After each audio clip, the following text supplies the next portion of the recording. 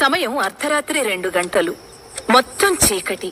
ఆ చీకట్లో పెద్ద పెద్ద కళ్ళు వేసుకుని చెట్టుపై కూర్చున్న గుడ్లగూబ నది దాటుతున్న వ్యక్తి వైపు చూస్తోంది.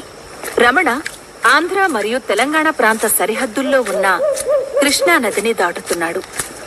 ఆ ప్రదేశం చాలా నిశ్శబ్దంగా ఉండడం వలన నీళ్లు ప్రవహిస్తున్న శబ్దం చాలా క్లియర్గా వినిపిస్తోంది. రమణ నదిని దాటుతున్నప్పుడు తన శ్వాస అతనికే బాగా తెలుస్తోంది. ఆకాశంలో నల్లటి మేఘాలు కమ్ముకుని ఉన్నాయి. వాటిని చూస్తుంటే ఏ క్షణంలోనైనా భారీగా వర్షం కురిసే అవకాశం ఉందనిపిస్తుంది. నది చాలా ఉధృతంగా ప్రవహిస్తోంది. రమణ తన వాచీని చూసుకుంటూ బాగా ఆలస్యమైంది. ఇంటి దగ్గర నా ముద్దుల భార్య వసుధ నా కోసం ఎదురు చూస్తుంటుంది అనుకుంటూ చాలా జాగ్రత్తగా ఆ ప్రవహిస్తున్న నీళ్లల్లో నెమ్మదిగా నడుస్తూ నదికి అటువైపు ఉన్న వాళ్ల ఊరికి వెళ్తున్నాడు.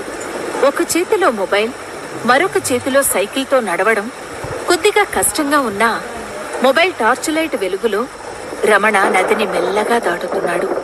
ఒంటరిగా ఉన్నప్పుడే మనిషికి రకరకాల ఆలోచనలు వస్తాయి.